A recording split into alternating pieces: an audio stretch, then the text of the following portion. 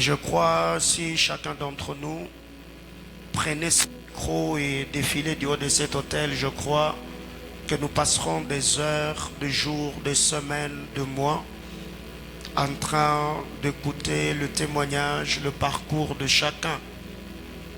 Parce que la réalité que nous avons connue dans notre enfance, dans notre jeunesse, dans notre adolescence jusqu'à cet âge, ça n'a pas toujours été facile pour chacun d'entre nous.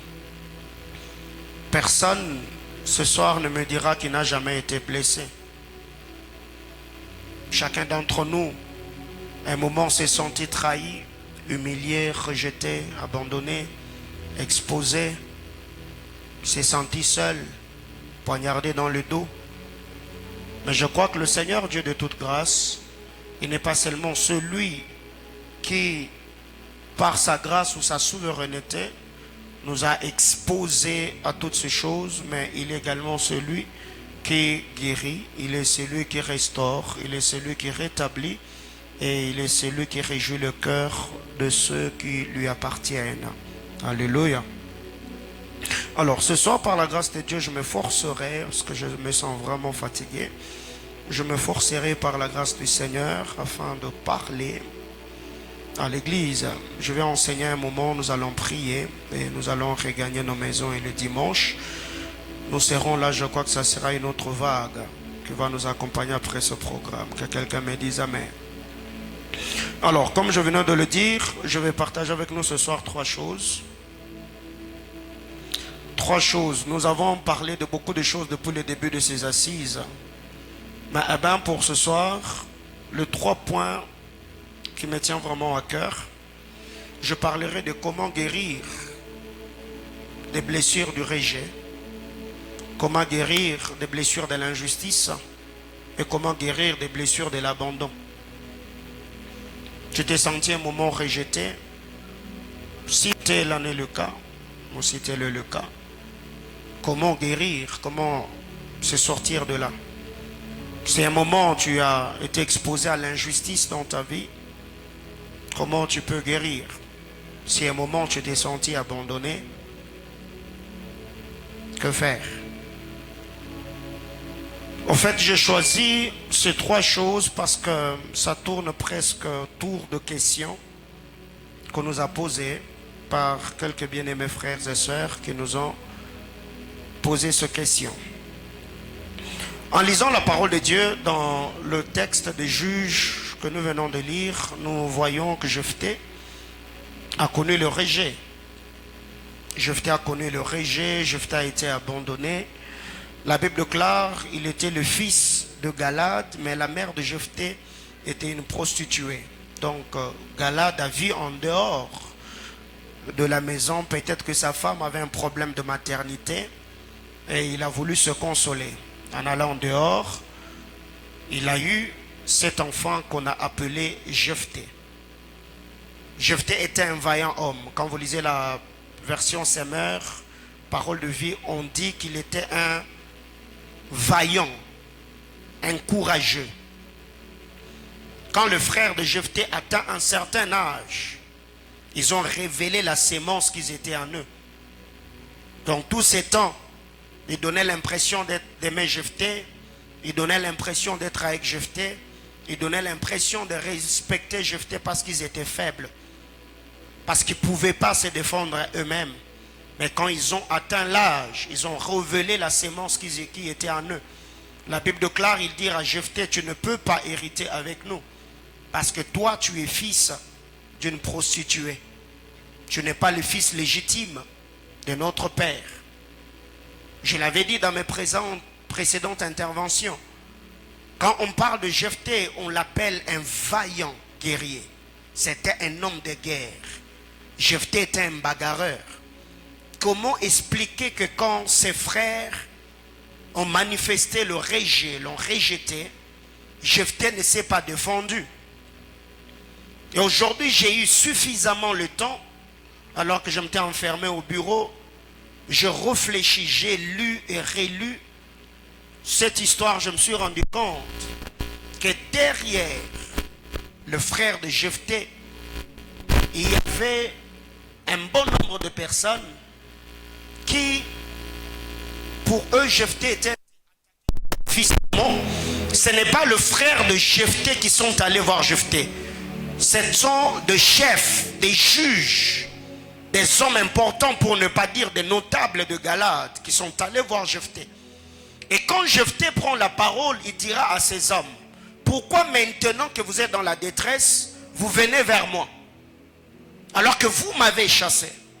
C'est que derrière la réaction, l'attitude, le rejet de frères de Jephthé, il y avait un bon nombre de personnes qui n'aimaient pas Jephthé. Sûrement, ils avaient peur que Jephthé règne. Parce que c'était un homme influent, c'est ce que les commentateurs disent. C'était un homme influent. C'était un guerrier. Donc cela prédisait déjà que Jephthé, vu sa notoriété, vu son influence, il allait dominer sur ceux qui habitaient ces contrées-là. Mais pour affermir leur leadership, leur autorité, ils devaient se débarrasser de Jephthé. Jephthé est parti. Bien-aimés dans le Seigneur, en lisant la parole de Dieu, la Bible déclare, quand ils se sont retrouvés dans le problème, ils sont allés à Tob chercher Jephthé. Donc quand Jephthé est parti, ils avaient l'adresse de là où Jephthé habitait. Sûrement ils étaient au courant de ce que Jephthé faisait. Mais avant que le fils d'Ammon ne les attaque, personne ne s'est donné la peine de chercher Jephthé ou d'aller leur rendre visite. Mais c'est quand ils se sont retrouvés dans des problèmes qu'ils se sont levés eux-mêmes. Ils sont partis voir Jephthé. Ils ont dit à Jephthé: écoute, nous sommes dans le problème. Et quand Jephthé prend la parole, il leur dira: j'étais avec vous, je vivais au milieu de vous. Vous m'avez abandonné, vous m'avez rejeté. Et en ces temps-là, Jephthé était faible. Il ne pouvait pas se défendre face à toutes ces personnes. Mais quand il est parti, la Bible déclare le vaurien, les hommes moins importants, se réunir autour de lui et il allait faire des excursions avec eux. Alors la question que je me suis posée, si Jephthé, après avoir été exposé au rejet, a continué à se morfondre, il a croisé les bras, il a continué à faire son deuil, je ne pense pas que cet homme, on allait parler de lui. C'est que quand il est parti, il n'a pas croisé les bras, il n'a pas eu un deuil continuel, il a tourné sa tête vers d'autres personnes. Si ceux de Galade l'ont rejeté en voyant en lui le fils d'une prostituée, ceux qui ne les connaissaient pas, ils n'avaient pas besoin de son passé. Et ils avaient besoin du présent de cet homme-là afin de pouvoir assurer leur futur. Par moments, ceux qui connaissent nos faiblesses, ceux qui savent d'où nous sommes sortis, ceux qui nous connaissent de plus près, par moments, ils entrent un peu dans la confusion. Ils n'ont plus le temps de voir le bon côté de ce que nous sommes, de ce que nous avons, de ce que nous avons fait. Mais ces gens se concentrent que sur nos faiblesses. Ces hommes de rien, ces vauriens, ils avaient que faire de la mère de Jephthé. Ils avaient que faire du père de Jephthé. Eux, ils avaient besoin d'un homme qui allait marcher avec eux afin d'assurer leur avenir. Bien-aimés frères, alors comment guérir du rejet? 1. Nous devons comprendre que Dieu ne nous rejettera pas si nous sommes rejetés par les hommes. Si on te rejette, les hommes te tournent le dos facilement. Les hommes te donnent l'impression que tu n'es pas le bienvenu. Les hommes ne t'accueillent pas. Bien-aimés frères, arrête de faire le deuil. Ce n'est pas parce qu'un homme t'a donné l'impression qu'il t'apprécie pas que Dieu, tu n'es pas apprécié de Dieu. C'est pas parce qu'un homme t'a donné l'impression qu'il t'aime pas que tu n'es pas aimé de Dieu. Alors par moments, il y a des gens comme ça qui vivent dans l'ombre d'eux-mêmes. que quelqu'un t'a fait voir que tu n'étais pas important, que tu n'étais pas le bienvenu. Quelqu'un n'a pas reconnu ta valeur. Quelqu'un ne te traite pas ta juste valeur et directement, tu deviens quelqu'un d'autre fait. Si les hommes nous rejettent, Dieu nous accueille. Si tu as été rejeté par le sacrificateur, si tu as été rejeté par le lévite, sûrement le bon samaritain passera par là. Lui ne te rejettera pas. Bien-aimé dans le Seigneur, le problème n'est pas d'être rejeté. Le problème c'est que nous-mêmes, nous commençons à rejeter les hommes que Dieu envoie pour nous guérir et nous faire du bien. David a été poursuivi par Saül. La Bible déclare 400 personnes. On les appelle les endettés, les mécontents, les hommes à problème. Quand ces hommes ont suivi David dans la caverne d'Adoulam, David ne les a pas rejetés. L'onction qui était sur David a changé la vie et la destinée de ces hommes-là. Et quand on parle d'eux, la Bible déclare, on les appelle les vaillants hommes de David. Ce n'est pas parce que les saints t'ont tourné le dos que tous ceux qui viendront dans ta vie, ce seront de mauvaises personnes. Quelqu'un me comprend? Dis à ton voisin, si les hommes t'ont rejeté, Dieu t'accueillera. Bien-aimés frères, vous devez apprendre à vous donner une seconde chance. C'est lui qui t'a rejeté, c'est normal, il n'était pas obligé de t'aimer. Il n'était pas obligé de te soutenir, ce n'est pas obligatoire. Il a manifesté les sentiments et l'état de son cœur. Et maintenant, toi, à ton tour, tu dois faire quoi? Il faut te tuer parce que quelqu'un ne t'a pas aimé? Mais non. Dis à ton voisin, passe à autre chose. Aussi longtemps que Dieu est assis majestueusement sur son trône, frère, je continuerai à marcher tête haute, pas comme une poule mouillée, pas parce que quelqu'un... Non, dis à ton voisin, Dieu est sur son trône et il te fera grâce. Si quelqu'un te rejette, Dieu va t'accueillir. C'est comme ça que ça se passe. Bien aimé, d'ailleurs dans la vie, il faudrait que d'autres personnes te rejettent pour que tu aies de nouvelles expériences. Alléluia. Il faudrait que d'autres personnes te quittent pour que d'autres personnes entrent. Comme je l'ai toujours dit, il faudrait que quelque chose arrive pour que quelque chose arrive. Quelqu'un comprend de quoi je parle? Ok. Deuxième vérité. Si on t'a rejeté, comprends qu'il y aura toujours quelqu'un qui va t'aimer. Si les saints t'ont rejeté, frère, tais-toi, il y aura toujours quelqu'un d'autre qui va t'aimer. Quelqu'un me comprend? Ouais. Si X t'a blessé, Y peut te guérir. La Bible déclare quand on parle du bien-aimé sauveur, il est allé vers les siens. Et les siens ont fait quoi? Ne l'ont pas reçu. Et après il a fait deuil? Non, il est allé vers les nations. Et les nations l'ont rejeté? Non. Les nations l'ont aimé. Quelqu'un me comprend ce soir? Donc, dis-toi que dans cette vie, si quelqu'un te rejette, il y aura toujours quelqu'un d'autre qui va t'aimer. Il y a des femmes ici. Aujourd'hui tu es marié. Hier, il y a un frère qui t'avait fait voir que tu ne valais rien. Il t'a saboté, il t'a méprisé, il t'a pas aimé, il t'a blessé le cœur. Mais aujourd'hui, tu es marié, n'est-ce pas? Tu es marié, tu as des enfants, tu continues à faire ta vie. Et par moment, quand tu regardes celui qui t'a blessé hier jusqu'au jour d'aujourd'hui, il est toujours la même personne que tu as connue. Pire encore, c'est quand ce genre de frère, il a même le courage de te demander l'argent. Je te dis, il y a des hommes bizarres au Congo. Hein? Dans ton passé, là, donc, il t'a plaqué, il t'a vraiment blessé. Il t'a blessé. Il t'a fait non, je ne vais pas t'épouser. Et demain, Dieu te bénit. Et là, mes gros, je te dis, faut pas oublier, hein? Faut pas oublier. Oh non, mais c'est compliqué. Alléluia. Que Dieu éloigne de telles personnes ton chemin. Dis à ton voisin, il y aura toujours quelqu'un d'autre qui va t'aimer. Maintenant, le problème, c'est quoi? C'est quand tu es rejeté et tu te rejettes toi-même. Je vais m'expliquer. Quand les hommes te rejettent, ne te rejette pas. Il y a des gens, parce que quelqu'un t'a rejeté, directement, tu ne prends plus soin de toi. Eh oh, tu prends plus soin de toi.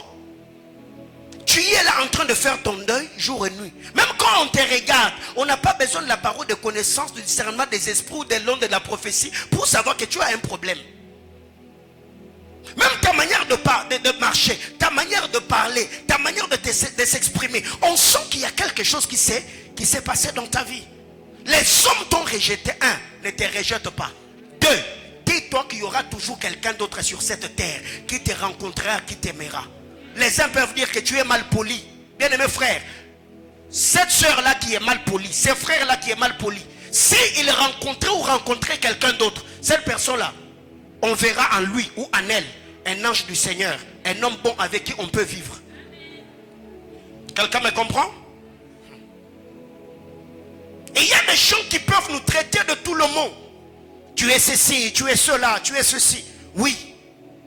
Mais, si tu es traité comme cela, accorde-toi une seconde chance. Ouvre grandement le porte. Le Seigneur mettra sur ton chemin d'autres personnes qui vont reconnaître tes qualités, qui vont t'aimer. Et par cet amour, tu guériras de tes blessures. Que quelqu'un me dise amen. 3.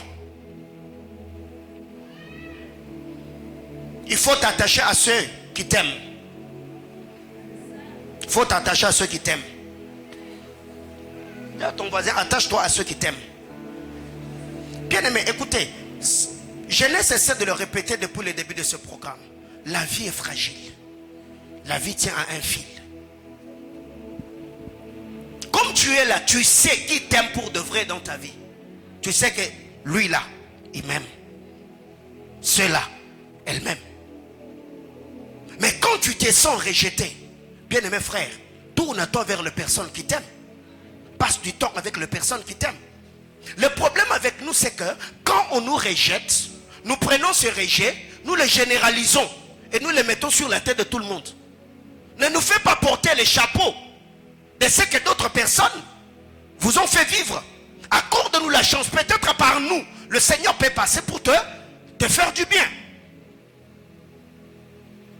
Bien-aimés frères, Adam a connu Ève. Ils ont eu Caïn et Abel. Caïn, jaloux qu'il était, il a tué son frère. Abel, Adam plutôt et Ève, on a mis du temps. Il y a vraiment du temps. Il y a vraiment du temps. Quand vous lisez la parole de Dieu, il y a eu vraiment du temps. Genèse chapitre 4. Mais un peu plus bas là, la Bible clame. Adam connut Ève, sa femme. Dieu s'est souvenu d'Ève. Il a conçu. Et l'a mise au monde. L'enfant qu'on a appelé Seth. Pourquoi? Dieu ne les a pas visités. Pourquoi? Parce que ils étaient toujours en train de faire le deuil d'Abel. Si s'étaient connus, comme la Bible clare, Seth allait venir un peu plus tôt et ils allaient le consoler. Comme nous l'avons dit dans le texte des juges, Jephthé, quand ses frères l'ont trahi, l'ont rejeté, eh bien, il est allé à Tob. Les hommes de rien sont venus. Il a continué sa vie dans le calme. Et après, le Seigneur a fait de lui un homme important. David, quand Saül l'a poursuivi, il a fui. Il a quitté le palais. Il est allé habiter dans la caverne d'Adoulam. Les hommes de rien se sont tournés vers lui. Et David a accueilli ces hommes. Il ne l'a pas non plus à son tour rejeté. Mais le problème avec nous, c'est que nous ne guérissons pas du rejet parce que nous rejetons également les hommes qui nous aiment pour de vrai. C'est ça le grand problème avec nous. Bien-aimés dans le Seigneur, chacun d'entre nous un moment de sa vie, tu te rendras compte qu'il y a toujours certaines personnes qui vont te quitter. Il y a toujours certaines personnes qui ont reçu certains de tes services, qui vont te blesser, qui vont t'abandonner, qui vont te quitter. Alors toi, à ton tour, qu'est-ce que tu dois faire? Tourne-toi vers les personnes qui t'aiment. Ça, c'est arrivé au bien-aimé Sauveur. 70 disciples. Jésus un jour il se lève. Il dit, c'est lui qui voudrait être avec moi, qu'il mange ma chair et qu'il boive mon sang. La Bible déclare, ils se sont dit non, mais Moïse ne nous a pas enseigné ça. La Bible déclare 58 de ses disciples. Donc Jésus avait le staff de 70 personnes. Dans les 70, 58 sont partis.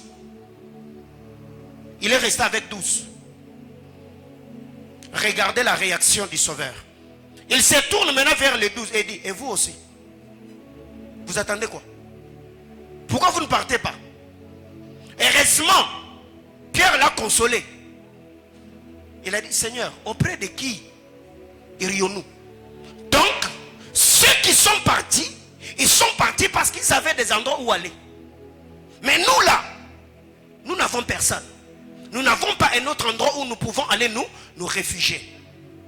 Maintenant, imaginez-vous combien de gens au jour d'aujourd'hui sont blessés. Ils vivent le rejet. Et ils restent là, dans leur coquille, se recroquevillant en eux-mêmes, faisant leur deuil. Je suis blessé, je suis abandonné. Combien de gens ont pris la décision de ne plus s'ouvrir, de ne plus aider, de ne plus assister, parce que XY a blessé, parce que XY a trahi, et on ne sait plus accorder la chance à d'autres personnes. Parlant peut-être pour nous pasteurs, combien de pasteurs aujourd'hui, quand ils voyagent, il ne sait plus donner le micro au prédicateur de l'église, parce qu'il a tellement encaissé le coup. Donc même quand il voyage là, on va vous mettre les anciennes cassettes de prédication que vous avez déjà suivies là. Vous les suivez encore. Pourquoi? Parce qu'il s'est dit ça ne vaut pas la peine. L'homme est mauvais. Il y a des gens en qui je me suis investi. Les gens pour qui j'ai prié. Des gens que je formais. Et après, quand ils sont devenus grands, ils ont eu l'onction, ils ont eu la renommée, la notoriété. Ils m'ont blessé, ils m'ont quitté. Bien-aimé dans le Seigneur, quand tu es blessé, quand tu es rejeté, dis-toi que Dieu ne te rejettera pas. Quand tu es rejeté, dis-toi qu'il y aura toujours quelqu'un d'autre qui va t'aimer. Quand tu es rejeté, n'attends pas de l'amour. Tourne-toi vers ceux qui t'aiment réellement. Tu vas guérir. Que quelqu'un me dise Amen. Quatrième chose. Il faut savoir que tu ne vaux pas ce que les autres pensent de toi. Pour guérir du rejet, tu dois savoir que tu ne vaux pas ce que les autres pensent de toi. Alors il y a des gens qui continuent à se morfondre dans leurs blessures. Pourquoi? Parce que tu as commencé à te définir selon ce que les hommes ont dit que tu étais. Ah non, tu vois, toi tu n'es pas intelligent. Et directement, même quand tu te regardes dans le miroir là, tu vois vraiment la tête de quelqu'un qui n'est pas intelligent. Parce que quelqu'un t'a quitté. Il est allé épouser quelqu'un d'autre. Et dès que toi tu es devant le miroir, quand tu te regardes, tu vois une femme qui n'est pas belle, une femme qui n'est pas attirante, une femme qui n'est pas je ne sais pas comment. Et directement, tu changes ta manière de faire. Et tu vas maintenant commencer à te comparer aux autres. Qu'est-ce que l'autre là que moi je n'ai pas? Qu'est-ce que cette femme là que moi je n'ai pas? Pourquoi ici, moi on m'a mis dehors, mais l'autre on l'a gardé? Qu'est-ce que lui a... Bien-aimé frère, tu ne vaux pas ce que les hommes disent que tu es. Ne te définis pas en fonction des blessures que tu as reçues de la vie. Combien d'entre nous aujourd'hui, quand ils grandissaient, on les insultait toujours. On leur disait que dans leur vie, ils ne feraient rien. Et ce sont d'ailleurs ces gens-là qu'on maltraitait, qui sont devenus des hommes importants aujourd'hui. Ce sont ces sœurs-là qu'on pensait qu'elles étaient moins belles, elles n'étaient pas intelligentes. Ce sont ceux-là que Dieu a visités et le Seigneur les a fait grâce. Je vous ai toujours raconté cette histoire, je crois, en 2001 ou 2002, je crois, 2001 ou 2002. J'habitais chez un de mes grands frères qui était branamiste et il venait à l'époque d'ailleurs d'acheter la télévision Sharp avec le magnéto où on mettait des grosses cassettes comme ça. Et sa femme venait de mettre au monde, j'étais là dans sa maison. Comme elle faisait, elle les suivait dehors. J'avais son bébé à la maison. Je me suis dit, bon, je prends quand même la cassette du frère, l'Ifocodiciel. La belle-sœur est entrée dans la maison, frère. Je vous dis les choses qu'elle m'avait dites ces jours-là. C'est autre chose. Elle a tellement parlé. Non, toi tu as un esprit de destruction. Comment est-ce qu'appelle même? On vient d'acheter ça. Et toi tu veux commencer à utiliser. Et si ça s'habille? Ah, j'ai pas pu supporter. On s'est disputé. Elle me dit, est-ce que toi tu penses que toi dans ta vie tu feras quelque chose? Si tu es un homme, trouve toi-même un studio de $50. Moi, je croirais en toi. Alléluia. Quelqu'un comprend de quoi je parle? Donc, mais aujourd'hui, il n'y a pas photo. Alléluia. Alors, c'est pour te dire que ne te définis pas en fonction de ce que les autres ont dit de toi. Le psalmiste a dit: j'ai béni le Seigneur de m'avoir créé une créature si merveilleuse. Il faut avoir la confiance, l'estime de soi. Et comme nous l'avons dit, quand c'est un extraverti qui est rejeté, il développe une certaine autorité, un complexe de supériorité, va créer une carapace pour vous faire voir qu'il n'est pas moindre. Quand c'est un introverti, ils finissent par devenir complexés. Quand il arrive quelque part, il a même peur de parler. Pourquoi? Parce qu'il n'a pas un bon accent. Au milieu des gens, lui ne s'exprime pas. Lui ne sourit pas. De peur que les hommes découvrent ses faiblesses. Vous pouvez être dans une réunion, vous posez des questions. Lui, il ne parle toujours pas. Tu n'as rien à dire. Non, il n'y a rien. Le rejet. C'est un homme blessé. Jusqu'au jour d'aujourd'hui, certaines personnes qui sont dans ta vie, ils le sont parce que c'est toi qui te bats pour que ces gens-là restent. Tu sens que toi, tu n'es pas désiré. Les hommes ne se battent jamais pour gagner ton amitié.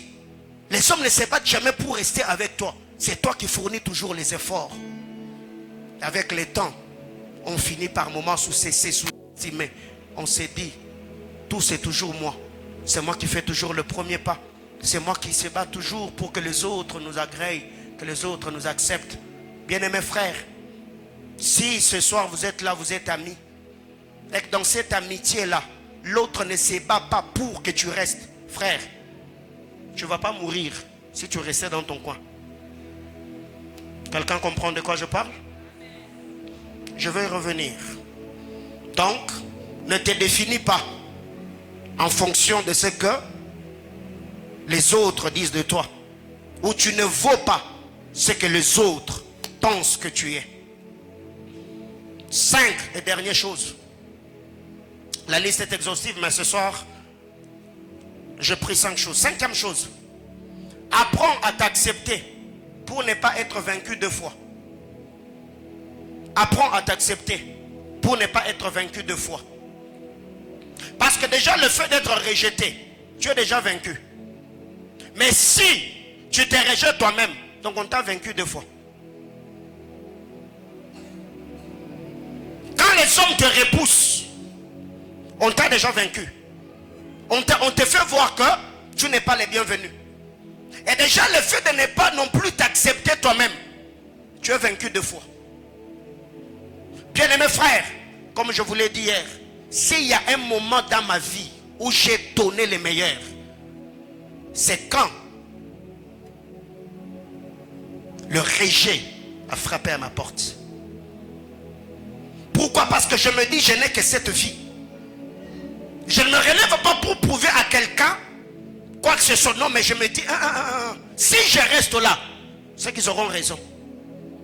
Ils diront vraiment réellement que ma vie ne servait à rien.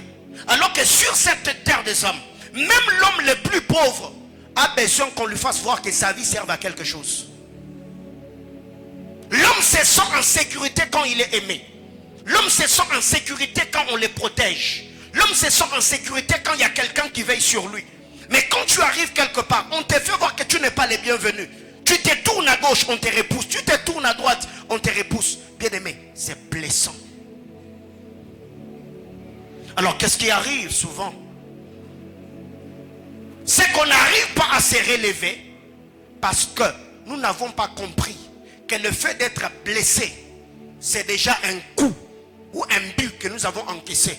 Déjà le fait de rester là en train de te morfondre, bien aimé dans le Seigneur, c'est un deuxième coup que tu as encore encaissé. D'ailleurs, ce qui blesse quand on est blessé, ce n'est pas les blessures que nous avons reçues des autres, mais c'est quand nous-mêmes On ne se bat pas pour se relever. Ça, c'est ce qui blesse davantage. Alors, je voudrais ce soir te dire, ne leur donne pas raison. Quelqu'un me comprend? Ouais. Cette personne-là qui a dit que ta vie ne servira à rien, ne lui donne pas raison. Relève-toi d'aussitôt. Bats-toi pour gagner ta vie. Ils ont fait voir à Jephthé qu'il était fils d'une prostituée. Il a fui les vaillants héros. Il est parti loin. Quand ils se sont retrouvés dans la détresse, bien aimé, écoutez, tous ceux qui te rejettent aujourd'hui, il y aura toujours un moment, un service qu'aucun autre homme ne sera prêt à les rendre sur la terre des hommes. Ils se souviendront à toi. Hier soir, après avoir fini les cultes, j'ai ramené la famille à la maison. Je suis allé consoler maman Chantal. Et après, je suis rentré à la maison vers 21h. 22h, je me suis connecté. Je tombe. Est-ce que Joël est là? Joël Traco là. Je partage avec lui hier soir. Il y a une personne qui m'écrit, papa. Et heureusement que j'ai pensé à lui. Je lui ai envoyé le message. J'ai dit, regarde, il y a ça, il y a ça, il y a ça. Il a dit, papa, vous ne savez pas depuis un temps combien nous prions pour votre cœur. Et pourquoi cette personne-là s'est tournée à moi? Parce qu'il est dans le problème. Et il a compris que ça, s'il faut que je partage avec quelqu'un et que ça puisse se résoudre, je dois me tourner vers le prophète Paulin. Bien aimé frère, quand les hommes te rejettent, comme je l'ai dit hier, fais quelque chose. Rends-toi utile. Quand ils seront dans les besoins, tôt ou tard, ils se tourneront vers toi. Quelqu'un me comprend? Ouais. Alors imagine-toi que Jephthé est parti. Il a arrêté de faire des excursions. Il a arrêté de s'entraîner. Demain après-demain, on va chercher Jephthé. On trouve un homme ivre comme tout. Il n'a plus les biceps qu'il faut. Amener l'homme de Dieu devant. Alors, ils vont sûrement se dire, mais c'est lui que nous on était venus chercher là. Il ne ressemble pas à ces gars-là. Sûrement, ils allaient partir et faire autre chose. Mais quand ils sont partis, ils se sont rendus compte, ces gars, quand il nous a quittés, il était seul. Maintenant, il a une armée. Il n'y a pas de choix. Jephthé, on a besoin que tu sois notre chef. Dis à ton voisin, fais quelque chose. La personne qui t'a rejeté, c'est son droit. Il n'est pas obligé de t'aimer. Il n'est pas obligé d'être avec toi. Il n'est pas obligé de te considérer d'une certaine manière. Non, non, c'est son droit. Maintenant, toi, qu'est-ce que tu dois faire? Arrête de te morfondre. Fais quelque chose. Les hommes qui n'arrivent pas à se relever, ce sont ceux qui n'arrivent pas à découvrir leur talent, leur potentiel et leur couloir d'appel dans leurs blessures. Quand tu découvres dans tes blessures ce à quoi tu es appelé, travaille ton talent potentiel, amène ton potentiel à un certain niveau, au point où ceux qui t'ont rejeté parce que tu n'étais rien et tu n'avais rien, bien mes frères, ils seront obligés à se tourner vers toi. Parce que l'homme, quand il est dans le besoin, il est capable de ramper, de marcher à genoux jusqu'à ce qu'il obtienne ce dont il a besoin. Parce que je vous ai toujours dit, sur cette terre des hommes, on te cherchera pour trois choses. 1, pour ce que tu y es. 2, pour ce que tu y as. 3, pour ce que tu sais faire. Alors si déjà eux t'ont rejeté à cause de ce que tu es, bien mes frères, découvre ce que tu as et travaille cela. Ils finiront tôt ou tard, ils finiront par revenir. Bien aimé, l'homme est changeant. Hein? Moi depuis un temps, aïe, je sers Dieu pour Dieu. Je me concentre sur mon appel et ma vocation. Les dire, oh on a dit, oh on a fait. Frère, ça m'importe un peu. Et Dieu soit béni pour l'homme de Dieu Patrick Carvalho. Merci mon cher, merci. C'est parmi les hommes qui ont travaillé pour que je puisse me relever de tout ce que je connais. Bien aimés frères, les mêmes personnes là hier qui ont dit rebelle, déloyal, traître, patati patata, ce sont les mêmes personnes aujourd'hui qui commencent à t'écrire mon père. J'ai dit comment vous faites? Qu'est-ce qui s'est réellement passé? Quelqu'un comprend de quoi je parle? Je ne vais pas m'attarder là-dessus. Ce n'est pas pour ça que je suis venu aujourd'hui. Comment vous faites? Qu'est-ce qui s'est passé en vous? Quelle mouche vous a piqué? C'est ça l'homme. Alléluia. Alors maintenant, imaginez-vous. Après cela, tu es parti, tu n'as rien fait. Tu pries plus, tu jeûnes plus, tu cherches plus Dieu, tu travailles plus. Et demain, ils auront raison, n'est-ce pas? Bien-aimé frère, relève-toi. C'est pour ton bien et pour le bien de ceux que tu rencontreras dans les jours à venir. C'est que ton voisin dit lui, relève-toi. Il ne faut pas rester là, frère. Il ne faut pas rester là. Deuxième chose, comment se relever de l'injustice? Genèse 27, le verset 1er et le verset 6. Comment se relever de l'injustice? Comment se relever de l'injustice? Genèse 27. Le verset 1er, la Bible déclare: Isaac devenait vieux et ses yeux s'étaient affaiblis au point qu'il ne voyait plus. Alors il appela Ésaü, son fils aîné, et lui dit: Mon fils. Et il répondit: Me voici. Le verset 6. Puis Rebecca dit à Jacob, son fils: Voici, j'ai entendu ton père qui parlait ainsi à Ésaü, ton frère. Dis à ton voisin l'injustice. Ça se passe dans la maison du père Isaac. La Bible déclare de l'autre côté: Isaac a appelé Ésaü son fils. Donc il aimait Ésaü son fils. De l'autre côté, Rebecca a appelé Jacob son fils. Donc Ésaü avait pour père Isaac, Jacob avait pour mère Rebecca. Alors ici vous voyez que dans cette histoire, il y a de l'injustice dans cette histoire. Le père est injuste, mais l'injustice du père est noble. Parce que chez les Sémites, la bénédiction revenait ou devait se reposer sur l'aîné. Mais de l'autre côté, la mère qui avait consulté Dieu alors que les enfants luttaient dans son sein, elle savait que Dieu avait dit que c'est le plus petit qui allait assujettir. Et il se fait qu'il y a une guerre dans cette famille. Et quand vous lisez Hébreu, la Bible déclare: Dieu a aimé Jacob, il a haï Ésaü. Bien, écoutez, la méchanceté et l'injustice des hommes peut te pousser à obtenir ce que tu ne pouvais pas obtenir par toi-même. C'est lui qui était haï. Il s'est retrouvé obligé d'être béni par Dieu. Parce que dans la méchanceté de sa mère, il a permis à son frère de le représenter devant son père afin de recevoir la bénédiction qu'il ne pouvait pas obtenir parce qu'on l'appelle un homme profane. Je m'explique. Quand on parle d'Ésaü, on dit de lui qu'il était un homme profane. Il n'avait pas le respect pour les choses sacrées. À cause du plan des lentilles, il a méprisé les droits de naissance. Il a dit: c'est quoi ça?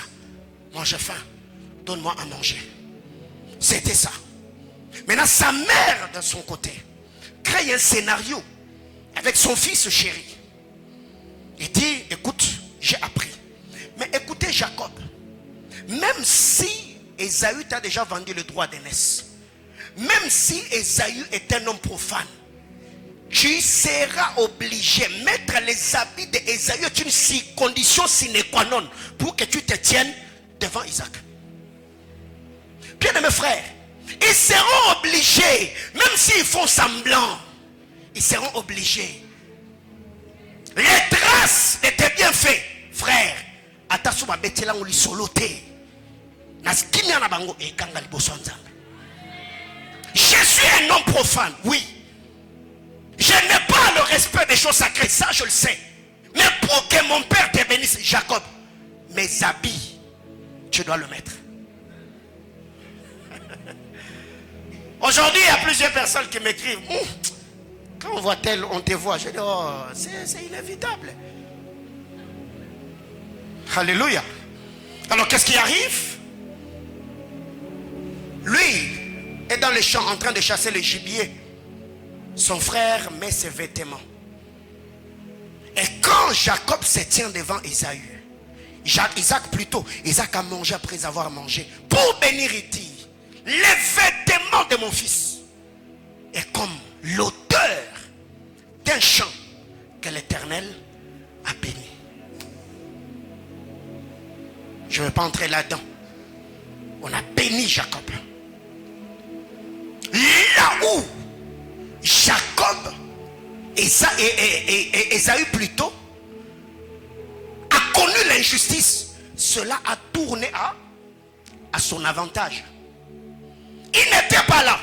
Mais pour que son frère reçoive le parole de grâce qui était dans la bouche de son père, Jacob devait être en Ésaü. C'est pourquoi l'apôtre Paul nous dit, nous avons tout pleinement en Christ.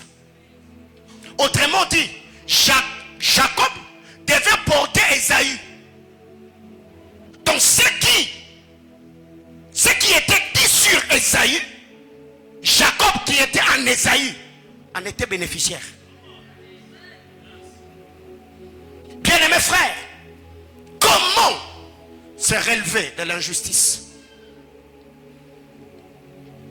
1. Apprends à te contenter de ce qu'on te donne et avance. Ici, alors que je préparais ce point, le fardeau qui m'a animé, je voudrais ici parler aux personnes qui habitent chez autrui. Vous êtes chez votre oncle, vous êtes chez votre tante, vous habitez chez quelqu'un. C'est à vous que je parle. Ou tu es habité chez quelqu'un. Et en vivant là-bas, tu es sorti de cette famille-là, de cette maison-là avec des blessures. C'est à toi que je parle. L'injustice. Même vous qui vivez chez vos parents, contente-toi de ce qu'on te donne et fais quoi? Avance. Bien-aimé dans le Seigneur, moi je parlais de mon histoire. Après la mort de mon père, j'ai habité chez mes grands frères et tout. Ça n'a pas toujours été facile. Donc je ne vais pas dire ici qu'on m'a maltraité. Non, non. Il y a aussi des moments où j'étais gâté. Il y a des moments où on m'a fait du bien. Mais la plupart de fois, c'était pas facile. C'était pas facile. Alors qu'est-ce qui arrive? Très généralement, quand nous sommes exposés à l'injustice, on veut être traité de la même manière. On veut être sur le même piédestal. On veut qu'il y ait de l'égalité ou de l'équilibre dans le traitement. Mais chose qui ne se fera jamais. Et il y a des gens qui se plaignent. Oh, moi ici, on les a achetés les habits. Moi, on ne m'a pas acheté. Mon frère, aussi longtemps que tu as un toit sur ta tête, aussi longtemps qu'il y a la bouffe dans ton assiette, contente-toi de la maison, contente-toi de la nourriture. Si cette personne-là peut encore faire plus, de payer les frais scolaires ou les frais académiques, mon frère, c'est beaucoup d'aide. Je parle à quelqu'un? Oh non, c'est chez mon grand frère ici. C'est ton grand frère ici. Et aussi celle qui est maîtresse de la maison, elle dira c'est chez moi ici. Et on se retrouve comme ça dans des problèmes. Le grand frère avec sa femme qui se chamaille. Et il y a maintenant des belles-mères qui entrent dedans. Mais on ne sait pas comprendre que cet homme-là, ce n'est plus le gamin que tu as élevé. Il a aussi une famille aujourd'hui. La priorité, c'est d'abord sa femme et ses enfants. S'il peut penser à vous, il n'est pas obligé. C'est une grâce qu'il vous fait. Je suis venu parler aux familles. Et déjà, moi, je condamne cette histoire. Ou déjà, au Congo, nous avons une culture où quand votre grand frère se marie, on dit, moi, c'est Nabiso. Ah, ça, Nabiso, oh, notre femme. Oh, c'est pas notre femme. Frère, il faut déjà oublier ça. C'est pas notre femme. C'est ma femme. C'est ma femme. Alors déjà, on se retrouve dans ce genre de problème. Mon frère, si tu es là, tu es grand frère, tu as tes petits frères, tes petites soeurs, je voudrais réveiller ta conscience. Ta vie, c'est d'abord toi, ta femme et tes enfants. Le reste, en deuxième position.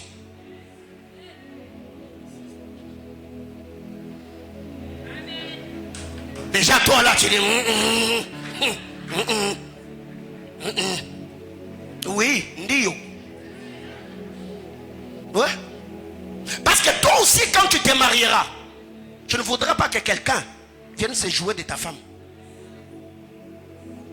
Mais il y a maintenant des gens comme ça, parce que la belle-sœur n'a pas fait.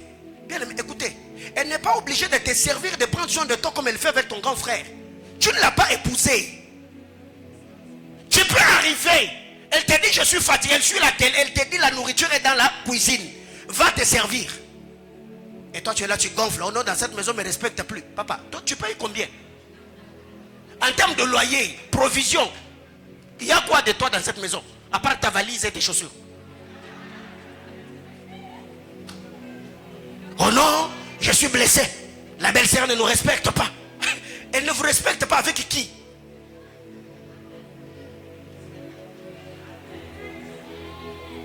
Dis à ton voisin, si tu as un toit sur ta tête et la nourriture dans ton assiette, cela te suffit. Oh non, elle a acheté les habits à ses enfants. Moi, je n'ai pas fêté. Papa, même poulet là et makemba là, c'est pas suffisant. Et la personne qui se plaint qu'on n'a pas acheté habits de fête là, il a 30 ans. Oh non, moi on ne m'a pas habillé. Papa, déjà moi à ton âge là 30 ans, j'avais déjà fini les études. Ton grand frère là qui te nourrit à 30 ans, à ton âge là, il était déjà marié. Cher papa, veillez sur vos épouses. Car aujourd'hui si tu n'es pas là, tes enfants là, c'est ta femme qui va se battre pour les nourrir. Aucun de tes frères, je dis aucun de tes frères, aucune de tes soeurs ne se battra. Je dis ma soeur, veille bien sur cet homme là, parce que s'il n'est plus là, je dis s'il n'est plus là, ta famille ne prendra pas soin de tes enfants. Chacun se battra pour ses propres fils. Et s'il y a le superflu, alors cette personne là viendra vers quoi? Il pensera à tes enfants. Priorité d'abord, mais... Et ça, c'est la mentalité que j'ai. Mes enfants d'abord, ma maison d'abord. Après, ma famille viendra après. Oh non, tu vois, ça c'est pas la culture africaine. Frère, que Dieu t'aide avec ta culture africaine. Quand tu n'auras plus ce que tu as aujourd'hui, je comprendrai ce que c'est la culture africaine. Que quelqu'un me dise amen. Donc je suis en train de dire, apprends à te contenter de ce que qu'on te donne et avance. Comprends que celui qui est injuste a ses goûts et ses préférences. Partout l'injustice se manifeste. Cet homme qui est injuste, cette femme qui est injuste, c'est son droit. Elle a ses goûts, elle a ses préférences. Elle peut ou ne pas t'aimer, c'est son droit. Et oh, pourquoi ça se justifie? Genèse 27, la Bible déclare, Isaac aimait Ésaü. Pourquoi? Parce qu'il lui donnait d'aimer. C'était le droit. Il aimait Ésaü parce qu'Ésaü donnait quelque chose. Mais quand vous allez chez Rebecca, la Bible déclare, Rebecca aimait Jacob, point. Donc, il y a des gens qui vont t'aimer pour ce que tu es. D'autres personnes vont t'aimer pour ce que tu as et ce que tu sais faire. Alors si cette personne-là t'aime pour ce que tu as, ne te plains pas. Oh non, moi quand j'ai pas l'argent, on m'appelle pas. Non, non, on t'appelle parce que tu as l'argent. Quand tu n'as plus d'argent, on ne va plus t'appeler. Bien-aimés frères, tous ceux qui se lamentent, qui n'ont pas l'attention et l'amour des gens, vous êtes encore gamés dans votre tête. Dans la jungle, bien-aimés frères, si tu n'es pas prédateur, tu seras une proie. Donc, bats-toi autant que tu peux pour survivre. Tu ne dois pas demander l'amour, l'attention de quelqu'un. Non, il y a des gens comme ça. Donc, lui, pour qu'il te respecte, tu dois avoir quelque chose. Et je parle à ces grands frères qui ont des petits frères qui sont puissants. Mon frère, ne vends pas ta dignité. Et il y a d'autres personnes, même dans des réunions de famille ou dans le deuil. Ce n'est pas la politesse qui le pousse à te donner la chaise. C'est ça que tu as. Il s'élève là. Oh petit frère, tu viens d'arriver. Moi je t'ai depuis longtemps. Arrête. Tel que je te connais, si tu en avais, papa, tu n'allais pas t'élever. Et de telles personnes, il faut toujours les remettre à leur place. Quand ils s'élèvent, non, non, non, non, non, non, non, grand frère, non, jusque-là quand même. Hein? Attends, reste d'abord. Je vais quand même saluer les autres. Il faut l'honorer, il faut le respecter. Mais vous aussi de votre côté, qu'est-ce que vous faites? Santé qui n'a commis, hein? Ça. Donc, tu prends la chaise de grand frère là, tu te mets. Et là où la grande sœur, tu récupères. Est-ce que tu peux me donner la chaise? Je vais mettre mes téléphones. Et tu récupères la chaise, tu mets les téléphones. Donc les téléphones. Et la grande sœur reste debout.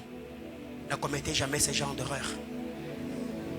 Récemment, il y a un de mes neveux que j'ai rencontré quand ma mère est venue ici. Il vient dans ma maison, ils ont parlé avec maman. Et elle me dit, oh non, papa Leki, c'est le fils de notre grand frère aîné, paix à son âme.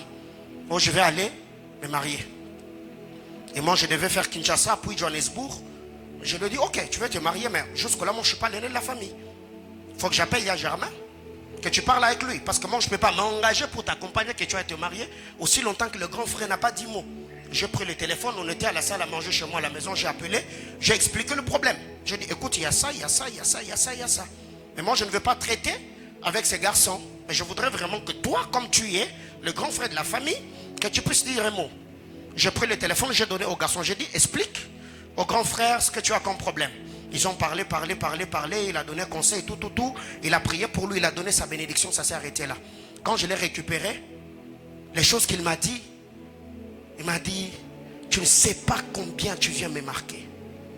Le fait seulement de m'appeler pour que je dise quelque chose par rapport à ses choix, ça prouve à suffisance que ce que Dieu a fait dans ta vie, ce que Dieu continue de faire, ça ne t'a pas fait gonfler la tête. Il a commencé à me bénir au téléphone. Alléluia. Bien-aimés frères, et jusqu'au jour d'aujourd'hui, nous avons de très bonnes relations avec lui. Maintenant, le problème avec vous, parce que tu as commencé à toucher seulement $1000. 1000. Hein? J'ai dit combien? Toi, tu n'es même pas arrivé à 1000. Tu as seulement 150. Façon au canet la bisso. Makambosa bisso. Au lieu de s'évangéliser, un salaire à $200. Que quelqu'un me dise amen. Donc je suis en train de dire, oh Seigneur, quiconque manifeste l'injustice à ses goûts et ses préférences, eh ben, il n'est pas obligé. Alors ce que tu dois faire, il faut arrêter d'être capricieux et développer ton potentiel. Arrête d'être capricieux. Il faut arrêter d'être capricieux. Il faut vraiment arrêter d'être capricieux. Il y a des gens, au lieu de se concentrer sur leur vie, en vivant chez autrui, ils deviennent capricieux.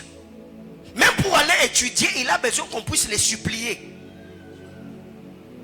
Qu'on lui dise, mais pourquoi tu ne vas pas à l'école? Pourquoi tu ne mets pas du sérieux? Frère, est-ce que tu as compris? Hein? Ma soeur, est-ce que tu comprends? Donc toi là, tu sens déjà que toi, à part Dieu et cette famille-là, si on t'enlevait ces deux choses, tu es fini. Mais une telle personne, pour qu'il mette de l'ordre dans sa vie, il a besoin qu'on puisse le conseiller. Bien-aimés frères, moi, je suis devenu sérieux dans ma vie les jours où j'ai vite compris que si aujourd'hui j'ai un problème, personne ne se lèvera pour me défendre. Je me suis gêné que moi et Dieu, j'ai mis du sérieux dans ma vie jusqu'au jour d'aujourd'hui. Mais il y a des choses qui deviennent capricieux. Parce qu'on t'a gueulé, on t'a blâmé dans cette maison-là, que tu aies raison ou que tu aies tort. Et tu t'es dit, je ne vais pas manger. Et tu vas t'enfermer dans la chambre, tu attends qu'on vienne te supplier. Si tu es vraiment dans des familles où tu vas sortir à minuit, à 1h, pendant que les autres dorment, là, tu arrives à la cuisine, tu ouvres ici, tu ouvres ici, tu ouvres là-bas, ok, rentre dans ta chambre, ferme les yeux jusqu'au petit matin. Total ayo. Ils vont tout manger. Donc là, tu comprendras ce que c'est. J'ai tranché ces problèmes de frères qui habitent quelque part. L'autre, il avait certains avantages, certains privilèges. On les soutenait, on les laissait rouler avec le véhicule. Et l'autre vient me voir au bureau, il est fâché, sérieux. Il me dit non, papa, ça c'est injuste.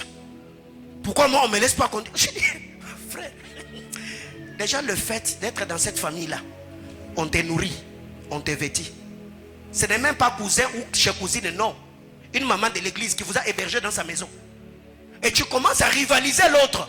Et tu deviens capricieux jusqu'à te fâcher parce que toi tu n'as pas conduit le véhicule. J'ai dit, mon frère, il y a quoi dans ta tête? Comme cela ne suffisait pas, il s'est décidé de prendre ses bagages et de quitter cette famille-là. Après, il est allé dormir dans une église. J'ai dit, tu vois ce que tu as fait? Et maintenant, après des cultes, il devait venir toller au bureau pour me dire qu'il n'a pas de transport. Et mon mari s'est appelé pour bien l'éduquer. Dis à ton voisin, arrête d'être capricieux. À un certain âge, on doit être responsable. Papa n'est plus, maman n'est plus. Tu habites chez un cousin, tu habites chez une cousine, tu es chez ton grand frère. Bien-aimé frère, si cet homme-là, il peut se priver de certaines choses, pour te payer même ne fût-ce que le frais, ah non, il a un bon cœur. Quelqu'un me comprend? Il a un bon cœur. Une telle personne, tous les jours de ta vie, fléchis les genoux. Prie pour cet homme-là, que Dieu le garde et le protège. Et par-dessus tout, bats-toi pour que ses efforts ne soient pas vains. Pour qu'un jour, tu puisses l'honorer. Et qu'il soit fier de toi. Mais pire encore, c'est quand toi-même, tu viens, même tu mens des syllabus. Pire encore, tu échoues et tu reprends l'année. Et quand il te dit que cette année, je n'ai pas de moyens, tu vas maintenant dans la famille, tu vas répandre. Oh non, c'est sa femme qui lui a dit, parce que j'ai échoué. Si c'était sa belle-sœur, est-ce qu'elle allait me traiter comme ça? Oh, est-ce que toi, tu ressembles à mes belles-sœurs, vraiment, avec ce comportement? Mes belles-sœurs ne se comportent pas comme ça. Je parle à quelqu'un? Je suis pasteur, je sais. Je suis en train de traiter de problèmes ici. La personne qui a manifesté de l'injustice, il faut voir le bon côté de sa personne. Si peut-être une fois, il a été injuste, mais combien de fois il t'a fait du bien dans la vie? Ne vois pas seulement le mauvais côté. Ne vois pas seulement l'incident ou cette circonstance présente, mais rentre un peu dans le passé. Combien d'autres bonnes choses il a fait pour toi? Il faut voir les bons côtés. Il faut voir les bons côtés. Un jour dans ma vie, j'avais gaffé. Il m'a pardonné. Un jour, j'avais échoué à l'école. Il a accepté quand même de me scolariser encore une fois. Une fois, j'avais fait ceci. Il m'a pardonné. Une fois, je lui avais manqué du respect. Il ne m'a même pas puni. Mais maintenant, là, parce que telle ou telle autre chose, il n'a pas bien fait. Ça, c'est le problème avec nos Congolais. 99 bienfaits peut être oublié à cause seulement d'une chose qu'on a fait. On va crier partout. Et le fait de crier dans toute cette famille-là, vous ne savez pas le combat auquel cette personne a fait face. Il y a des gens, quand vous les accusez, vous racontez certaines personnes, vous êtes en train de renforcer les autels qui les combattent. Quand vous lisez la parole de Dieu dans l'histoire d'Akab, qu'est-ce qui est arrivé? Déjà dans le conseil céleste, il y a déjà une décision qui avait été prise, que Akab devait mourir. Mais qui ont renforcé les autels de la mort qui réclamait Akab? L'esprit des mensonges qui est entré dans la bouche de ces prophètes. Quand ils sont venus, monte, on remonte à Galate, tu auras du succès. Vous ne savez pas le combat, les réalités spirituelles auxquelles ces hommes font face. Déjà, quand vous commencez à parler à mal contre eux, vous êtes comme en train de renforcer l'autorité spirituelle des autels et des démons qui les attaquent et les combattent. Et cette personne-là, quand tu te mets à parler, est-ce que tu as pensé à ses enfants? Est-ce que tu as pensé aux répercussions? Est-ce que tu as pensé à sa femme? Si demain, après-demain, le problème s'est levé et qu'il ne supporte pas, un arrêt cardiaque qui part, est-ce que toi, tu vas assumer? Soyez gentils. Si c'est que tu fais subir aux autres, si c'était toi, ma soeur, si c'était toi, tes belles-sœurs, tes fonds, c'est que tu fais à ta belle-sœur, est-ce que tu allais supporter? Si c'est toi, si c'est tes petits frères qui te font subir, c'est que toi, tu fais subir à ton grand frère, est-ce que tu vas supporter? C'est être méchant. Alléluia. Donc, il faut voir le bon côté. Dernier point. Il ne faut plus refaire cela à quelqu'un d'autre. Tu t'es toujours plaint l'injustice. Moi, on ne m'a pas bien traité. Moi, on m'a fait ceci. Oui, parce que tu es faible. Demain, après-demain, quand Dieu va t'élever, ne fais pas aussi ces histoires-là à quelqu'un d'autre. Parce que ce qui t'a blessé aujourd'hui, si tu le fais, ça blessera aussi quelqu'un d'autre. Je vous ai dit cela. C'est comme cela que j'ai guéri mes blessures. Ce qu'on n'a pas fait pour moi, moi je me bats pour le faire aux autres. On ne m'avait pas soutenu, moi je soutiens les autres. Je n'ai pas reçu l'attention, je donne l'attention. Personne n'a jamais été là pour moi, moi je me disponibilise pour les autres. Personne ne me faisait des compliments, moi je le fais. Il y a des gens dans cette église, à l'occasion de rien, je peux le mettre sur mon statut. je parle. Je peux regarder les statuts de quelqu'un, je commente. Mon fils, tu m'es précieux. Ma fille, tu m'es précieuse. Je t'aime. Tu es intelligent. Ta présence à mes côtés, tu es une bénédiction. Ce n'est pas parce que tu me donnes l'argent. Je me dis, en faisant ce que je fais pour vous, je suis en train de guérir mes blessures. Je devais parler de l'abandon, mais je ne saurais pas faute de temps. Je m'arrête là ce soir. Bien-aimés frères, aujourd'hui, nous clôturons avec ce programme de Beraka. Alors il s'est fait qu'il y a 5 questions qu'on m'a posées rapidement. Je vais répondre à ces 5 questions. Si les personnes qui me l'ont posées sont là, je crois qu'ils vont se retrouver. Première question, on me demande, pasteur, vous avez dit qu'on devait changer de milieu par rapport aux gens qui nous rappellent tout le temps ce que nous avons pu faire dans le passé. Mais cette personne vit avec moi. Et je le vois tous les jours. Comment agir chaque fois qu'il le fait? Vous avez compris la question? Vous vivez avec quelqu'un qui vous rappelle toujours les erreurs que vous avez commises dans le passé. Alors que moi, en intervenant, j'avais dit, il faut apprendre à changer de milieu. Alors si cette personne-là est dans ton cercle restreint, ne change pas de milieu, change de stratégie. Tu peux changer de milieu si c'est quelqu'un qui n'est pas dans ton cercle restreint. Mais si c'est une personne avec qui vous vivez sous un même toit, vous voyez tout le temps dans la salle, dans votre auditoire, vous voyez à l'église, vous travaillez dans un même département, change de stratégie. Si en le voyant tu t'énerves, change juste de stratégie. Tu dois avoir d'autres stratégies sur comment vivre avec lui, comment surmonter ces menaces. Et de deux, commence à l'écouter avec tes oreilles, pas avec ton cœur. Ça va t'aider à garder ton cœur contre toutes ces blessures. Mais aussi, troisième et dernière chose, si déjà cette personne te rappelle toujours de ton passé, agis bien dans le présent pour le pousser à changer d'avis. Il y a d'autres personnes qui vous persécutent quand on vous raconte, on vous rappelle le passé, parce que vous continuez à reproduire votre passé dans le présent. Ce qui fait qu'on ne croit plus en vous. On vous dit toujours, non, hier tu avais fait, aujourd'hui tu as fait. Alors si tu sens que cette personne-là te rappelle le passé, laisse à ce que ton présent puisse contredire ton passé. Cette personne-là se dira certainement, non, non, il a changé. Il changera d'avis. Alléluia. Deuxième question. Je traverse des moments difficiles et je me sens seul, rejeté, abandonné par toutes ces personnes qui me connaissent. Même ma propre famille, je n'ai pas reçu d'eux, ni appel, ni message, ni présence. Mais ils se plaignent que je ne les appelle pas. Au moment où je suis toujours dans ces difficultés, comment je peux réagir face à ces personnes?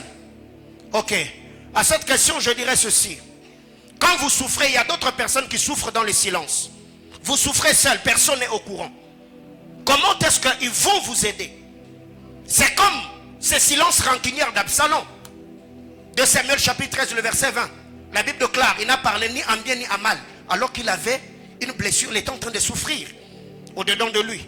S'ils sont au courant que vous êtes en train de traverser des moments difficiles, ils ne vous ont pas appelé, ils ne vous ont pas écrit, ils ne sont pas venus vers vous. Alors toi, que faire? Comprends qu'ils ne sont pas obligés. Alors toi, ne t'apitoie pas sur ton sort. Ne te morfonds pas. Qu'est-ce que tu fais? À toi d'abord pour te sortir de cette situation-là. Parce que certes, toi tu sais ce que tu vis ou ce que tu traverses, mais tu ne sais pas ce qu'eux aussi dans leur coin sont en train de traverser. Ça peut arriver que toi dans ton côté tu souffres. Tu y es informé de ta souffrance parce que c'est ce que tu vis. Mais eux aussi, ceux qui sont en train de vivre, tu n'es pas informé. Alléluia. Alors, que faire? Soit tu parles avec eux, tu leur expliques, si je ne vous appelle pas, parce que je vis telle et telle autre chose. Ils vont te laisser tranquille, ils peuvent te consoler. Pourquoi les amis de Job l'ont accusé? Parce qu'ils ne savaient pas ce qui s'est passé dans les conseils célestes. Les jours où le Seigneur les a informés que Job, mon serviteur, était intègre, ils ont changé d'avis. Ils ont pris l'offrande, ils sont allés vers Job, ils se sont excusés, Job a prié pour eux. Donc il y a par moments des choses que vous vivez, personne n'est au courant, mais quand vous vous sentez abandonné, vous accusez les gens. On ne m'a pas aidé, on ne m'a pas assisté. Est-ce que ces gens-là étaient informés? Alléluia. Troisième question. Pasteur, que faire quand une personne a causé une blessure, une personne proche t'a blessé et cette blessure te ramène au bas de l'échelle? Entre parenthèses, tout perdre. Ah, cette question vraiment c'est vaste. Car tout perdre, c'est beaucoup de choses. C'est beaucoup de choses. Mais ici, je voudrais dire que la Bible déclare, le Seigneur, rien, je paraphrase, rien n'arrive si le Seigneur n'en est pas l'auteur. Si Dieu a permis, nous l'avons dit, je crois hier ou avant-hier, nous devons apprendre à voir Dieu derrière tout ce qui nous arrive. C'est quand Joseph a atteint la maturité qu'il a compris, il a dit à ses frères, c'est pas vous qui m'avez vendu, c'est Dieu qui m'a envoyé ici avant vous. Alors par moments nous sommes blessés parce que nous voyons la personne, mais nous ne voyons pas l'acteur. Ça peut être Satan, ça peut être Dieu. Satan est passé par cette personne-là pour te blesser au point où tu as tout perdu. Ça peut aussi être Dieu. Dieu est passé par la personne pour t'éprouver. Alors qu'est-ce que tu fais? Ne blâme pas la personne, reste attaché au Seigneur et Dieu dans son amour et sa souveraineté, il étendra sa main, il te relèvera. Mais si c'est quelqu'un qui t'a ramené au bas de l'échelle au point où tu y as senti que tu étais prêt à perdre la vie, une telle personne, tu pries pour lui, tu pries pour toi, tu te confies à Dieu, mais 2000 coudées. Quelqu'un comprend de quoi je parle? 2000 coudées. Hein? Parce que tu peux ramener ou rapprocher cette personne, il peut venir achever ce qu'il avait déjà commencé. Quelqu'un comprend de quoi je parle? À moins que toi tu aies deux vies. Donc la vie que tu as maintenant c'est embryon. Quand tu vas mourir, maintenant tu vas ressusciter comme Jésus. Tu récupères la vraie vie. Mais si tu as seulement cette vie-là, tu pries pour la personne mais de loin. Le temps pour toi de guérir. Mais aussi ça peut arriver que la personne avait fait ce qu'il avait fait par ignorance. Tu sens que tu es convaincu, il est sincère, il est honnête. Et tu as le témoignage de l'esprit. Ça c'est entre toi et Dieu, n'est-ce pas? Ok. Je crois que je reviendrai là-dessus le vendredi. Le dimanche plutôt. Prophète Paulin, moi j'ai un ami avec qui nous avons 9 ans d'amitié. De connaissances, mangeant, dormant, étudiant et vivant ensemble. Alors cet ami, lui, il a toujours été calme devant tout le monde. Et même envers moi-même. Alors lui ne parle pas en premier. Il n'y a que moi qui le fais.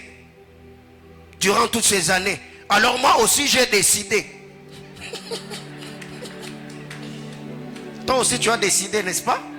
Alors moi aussi j'ai décidé à me comporter comme lui. En silence. Quand moi je le fais, lui croit que je suis fâché contre lui. À cause de mon silence que j'ai imité chez lui. Il explique aux gens, je suis fâché contre lui, sans même me faire part de la chose. Alors moi aussi, quand j'apprends cela, je suis blessé d'avoir menti à mon nom. Alors on fait même 2 mois, ah Seigneur, on fait même 2 mois sans se parler. Et nous sommes tous blessés. Et on se lamente chez autrui. Alors pasteur, que faire avec cet ami selon vous? Ah, que faire avec cet ami selon moi? Ok. Alors, que faire de cet ami selon moi? Eh bien, il faut comprendre que dans l'amitié, chacun a son tempérament. Il y a des gens qui sont ouverts, il y a des gens qui sont expressifs, il y a d'autres personnes qui sont renfermées. Mais déjà, le fait que cet ami, quand tu es silencieux, ça le ronge. Et qu'il va en parler à d'autres personnes, ça prouve à suffisance qu'il tient à toi. Et qu'il t'aime. Il veut que tu sois cet ami que tu as toujours été pour lui. Alors vous devez comprendre. Parce que si vous voulez, ou tu veux dans votre amitié, et que l'autre commence à fonctionner comme toi, vous allez perdre l'équilibre. Il y a quelqu'un, peut-être lui il est bouillant, toi tu es peut-être ceci. Lui il a les tempéraments, il est de tempérament sanguin, toi tu es mélancolique, toi tu es flegmatique. Alors ne cherche pas que lui te ressemble. Toi reste toi. Peut-être tu es le meneur de jeu dans le groupe ou dans l'équipe. Alors si maintenant toi tu deviens silencieux, tu seras en train de te faire du mal et tu risques de perdre ton ami. Alors que tu sais très bien que lui, son tempérament, il est réservé. Il ne sait pas comment aborder, il ne sait pas comment parler. Alors que faire? Toi ne change pas. Et si lui n'a pas eu le courage de venir vers toi pour te dire pourquoi tu es fâché contre moi, il est allé parler à d'autres personnes, toi aussi, n'entre pas dans le jeu, affronte-le. Dis-lui, mais écoute, si je suis devenu ce que je suis devenu, c'est à cause de toi. Toi, écoute, dans l'amitié, nous avons 9 ans d'amitié. Toi, tu ne me parles jamais. Toi, tu ne fais pas ceci, tu ne fais pas cela. Et ça, plusieurs fois, moi et Israël Mas, nous l'avons fait. Je donne cet exemple, je crois peut-être ça va lui parvenir. À un moment donné, sa femme a mis au monde leur 4e fils. J'étais tellement dans beaucoup de choses, comme d'habitude, je ne suis pas allé voir l'enfant. Je ne suis pas allé voir l'enfant. Et moi aussi, quand on a commencé Mahanaïm, lui, il était à Kinshasa. Un jour, il m'appelle chez Côte Ouest. Il me dit, mon cher, il faut qu'on parle. Quand je suis arrivé, là, il m'a récupéré. Tu vois, toi, depuis un temps, tu fais pas ça, tu fais pas ça. J'ai dit, c'est ce que je cherchais. Quand il a fini seulement à parler, je l'ai récupéré. Toi aussi, tu vois, dans ça, on a parlé. Après, on s'est demandé pardon. Je vois donc si j'ai failli dans ça, excuse-moi, moi aussi, ok, excuse-moi. On s'est taquiné un peu, on a prié ensemble, et on continue. Alléluia. Si peut-être toi, tu n'as pas, lui n'a pas le courage de t'aborder, toi, tu peux le faire asseoir. Écoute dans cette amitié ce que j'attends de toi, parce que dans l'amitié, si dans cette amitié-là, ton ami n'était pas redevable, bien aimé, il y a un problème. Il était au boulot, là où il fait ses affaires, très loin de Lubumbashi. Il me dit, l'enseignement que tu es en train de donner, j'ai suivi. Ça. Il m'a donné les grandes lignes. Il m'a dit, j'ai suivi tel enseignement, j'ai suivi telle chose. Il m'a même donné certaines orientations, directives spirituelles que je parlais avec les intercesseurs. Dieu a dit ça autour de cet enseignement. Il m'a dit, comme tu clôtures le mardi, écoute, je vais quitter la brousse, je vais venir le mardi, je vais clôturer avec vous. Donc il est venu ici, pas pour d'abord voir sa femme et ses enfants, il est venu d'abord parce que nous sommes en train de clôturer Bérak. Est-ce qu'on peut acclamer le Seigneur pour de tels amis? Alléluia. Aujourd'hui, nous tendons la 13e année d'amitié. Depuis qu'il est entré dans ma vie, il ne veut plus partir. Depuis que je suis entré dans sa vie, je ne veux plus partir. Donc on est resté là. Alléluia. Et que Dieu te bénisse, Bamoutumish, pour les dons que vous êtes pour ma vie. Dernière question. On s'arrête là. Si même après avoir fini les enseignements sur la guérison des blessures de l'âme, on n'est toujours pas guéri, comment se comporter dans un couple où toutes les 2 personnes sont blessées? Alors écoutez, je réponds à cette question en 2 volets. 1. Le but de cet enseignement n'est pas de nous guérir pendant Beraka. Quelqu'un me comprend? Le but de cet enseignement n'est pas de nous guérir pendant Beraka. Le but de cet enseignement, c'est de te donner la méthodologie ou l'importance de la guérison de ton âme.